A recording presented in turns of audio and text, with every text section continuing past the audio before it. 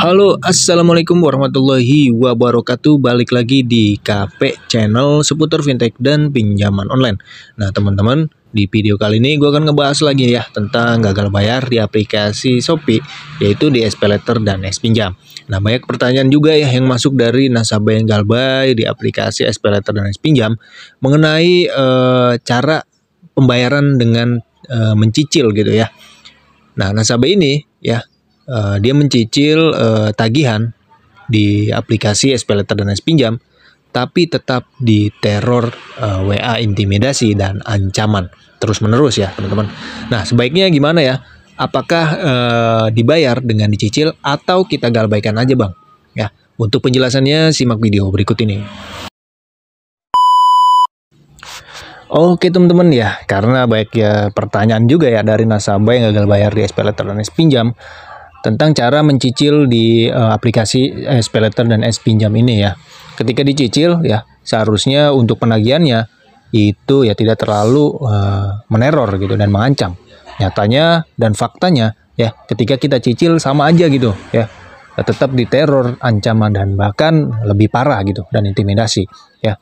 Kalau seperti ini ya mending kita galbay aja ya daripada mencicil gitu teman-teman ya. Kenapa gue bilang galbay aja gitu teman-teman ya? Karena logikanya seperti ini ya. Kalian mencicil ya tagihan, misal tagihan 1 juta ya, kalian cicil dengan per bulannya itu 200.000 ya.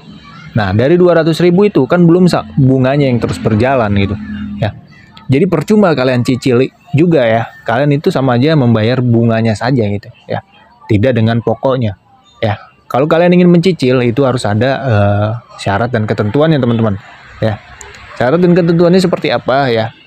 Biasanya untuk Shopee sendiri ya, di SPayLater atau Spinjam, itu ketika teman-teman gagal bayar selama kurang lebih 3 bulan atau 2 bulan lah ya. Kita ambil minimalnya 2 bulan. Nah, di situ biasanya para debt collector itu menawarkan program penghapusan denda ya, atau yang dibilang dengan bayar pokoknya aja.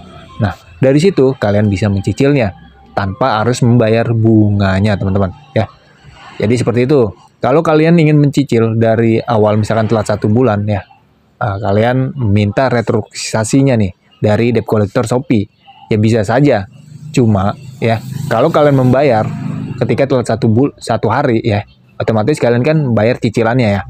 Nah, ketika mencicil itu bunganya terus berjalan teman-teman. Sampai ke 3 bulan ya atau ke 90 hari. Jadi teman-teman percuma ya bayar untuk cicilannya gitu. Untuk mencicil bayar tagihan pokoknya itu masuknya ke bunga ya. Jadi gua katakan sekali lagi ya, percuma kalian membayar atau mencicil gitu. Kalau yang kalian cicil itu kalian membayar bunganya ya. Kalian harus telat dulu nih 3 bulan. Nah, nanti dari telat 3 bulan itu biasanya ada program penghapusan denda atau bayar pokoknya aja. Nah, di situ kalian bisa cicil kalau yang kalian ingin bayar gitu ya. Kalau saran gua ya, ini pendapat gua ya, mending galbay aja daripada dicicil gitu teman-teman ya. Jadi intinya seperti itu teman-teman ya. Apabila teman-teman ingin niat membayar gitu dengan cara mencicil ya, teman-teman harus lihat dulu nih ya resikonya ketika mencicil itu apa gitu ya. Apakah tagihannya berkurang atau tetap segitu?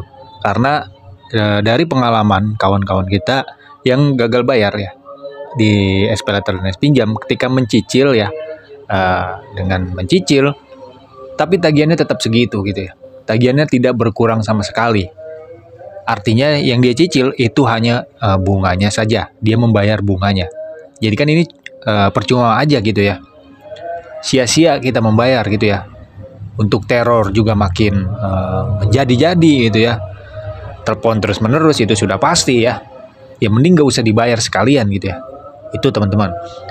Kalau kalian ingin misalkan bang saya ingin tetap membayar gitu ya, supaya nama saya itu bersih dari BI checking, ya kalian harus ngumpulin dulu tuh uang yang dicicilnya ya. Jadi nunggu 3 bulan ya, ketika ada program penghapusan denda kalian bisa bayar pokoknya aja.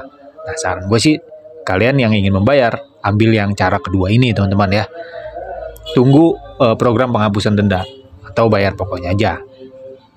Oke. Segitu aja ya video kali ini mengenai cara mencicil dengan benar ya di aplikasi SPayLater dan SPinjam. Agar teman-teman jangan keliru nih ya, pembayarannya masuk kantong DC apa masuk ke perusahaan gitu ya. Oke, terima kasih yang sudah menonton. Thanks for watching. Sampai jumpa ke video selanjutnya.